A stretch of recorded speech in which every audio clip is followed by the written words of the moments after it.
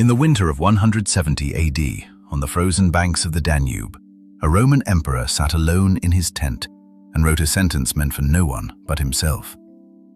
You have power over your mind, not outside events. He wasn't writing a philosophy book. He didn't know anyone would ever read it. Outside that tent, a war that wouldn't end, a plague that had already killed more people than the war ever would, and a capital city 1,000 miles away that he could not control from a battlefield.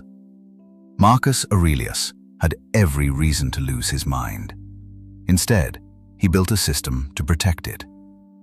1900 years later, most of us are fighting a different war, quieter, smaller, fought in 3-inch increments of glass we carry in our pockets. And there's a strange, uncomfortable question worth asking. If the most powerful man in the ancient world needed a defense system for his own attention, what does that say about the rest of us, holding devices explicitly engineered to break ours? Meditations is not really a book. It's 12 scrolls of private notes written in Greek during military campaigns, in a life defined by things Marcus never chose, the emperorship he never wanted, a wife's death, the loss of multiple children, a plague believed to have killed between 5 and 10 million people across the empire he ruled. He wasn't performing wisdom for an audience. He was talking himself down. And that distinction matters, because most of what gets called Stoicism today gets flattened into a productivity aesthetic, cold showers, discipline quotes, an emotionless warrior archetype. The actual text is closer to a man in his 50s, exhausted, reminding himself of the same handful of ideas over and over, because holding on to them was clearly hard, even for him. One idea recurs more than any other. The world will throw things at you that you cannot control. Your job is not to control them. Your job is to control the one territory that was ever actually yours. Your own judgments, your own reactions, your own attention. Now, cross the distance of 18 centuries. In the 1950s, psychologist B.F. Skinner ran an experiment with pigeons. He built boxes that dispensed food pellets when the birds pecked a lever. One group got a pellet every single time, predictable, reliable. A second group got pellets on a random schedule, sometimes after 1 peck, sometimes after 20. The second group pecked harder and longer and kept pecking even after the food stopped coming entirely. This is called a variable ratio reinforcement schedule, and it's the same mechanism behind slot machines, the most profitable devices in any casino, engineered around unpredictable, intermittent reward. Decades later, neuroscientist Wolfram Schultz, studying dopamine in primates, found something that reshaped how we understand the entire reward system. Dopamine doesn't spike mainly at the reward itself. It spikes at the anticipation, the gap between expecting something and not knowing if it's coming. Uncertainty, it turns out, is more neurologically activating than certainty. Somewhere in the design meetings of the platforms we now open 40, 80, 100 times a day, someone applied that exact principle. The pull to refresh gesture. The notification that doesn't tell you what it is until you tap it. The unpredictable stream of who liked, who commented, who's watching. This isn't speculation about intent. It's been stated plainly by people who helped build these systems, including early Facebook president Sean Parker, who described the platform as exploiting a vulnerability in human psychology. Here's where it's worth being careful.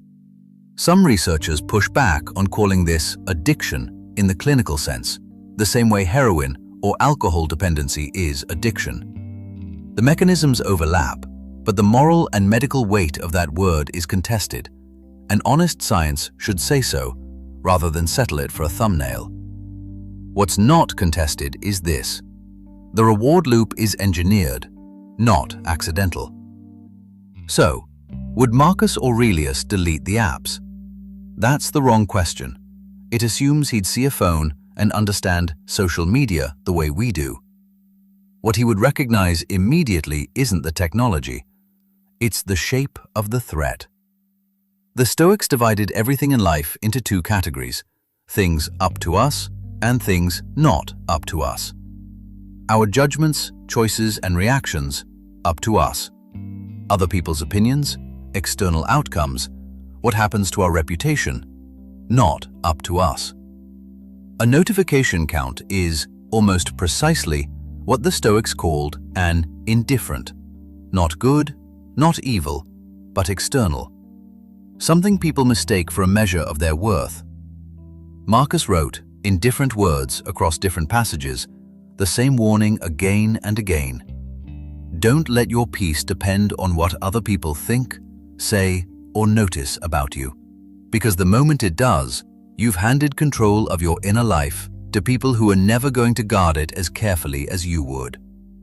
That is, almost exactly, the mechanism of a like button. What makes Marcus useful here isn't that he predicted smartphones. It's that he built a daily practice against exactly this category of problem. External forces competing for internal territory. Each night, or each morning depending on the passage, he returned to the same page and rewrote the same reminders. Not once, not as a resolution, as a repeated maintenance practice.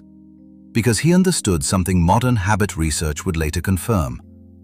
Willpower alone doesn't hold against a well-designed pull. Structure does. Some Stoic techniques translate almost directly. Premeditatio malorum, deliberately imagining friction in advance so it doesn't ambush you. Before opening a platform, naming to yourself what you're actually looking for and what you're likely to feel in 20 minutes if you don't find it. The morning reflection, deciding before the day's noise starts what actually deserves your attention rather than letting the first notification of the day set the agenda. The evening review, not moral self-flagellation, but an honest audit. Where did my attention go today, and did I choose to send it there? None of this is anti-technology. Marcus wasn't anti-empire either. He ran one. The discipline was never about rejecting the external world.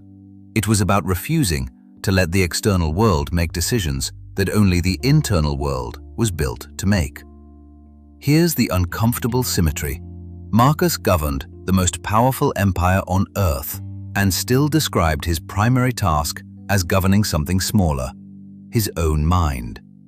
We, holding devices explicitly engineered by teams of behavioral scientists to capture exactly that territory, often don't think to defend it at all. He never met a smartphone, but he met the same category of problem, something external, designed or circumstantial, competing for the only thing that was ever really his. The war on the Danube ended. The plague eventually passed. What Marcus left behind wasn't a solution to either. It was a method for staying whole while neither was solved. A private, repeated practice of asking, is this mine to control or not? That question doesn't require deleting anything. It just requires asking it every time the phone lights up, before the thumb moves.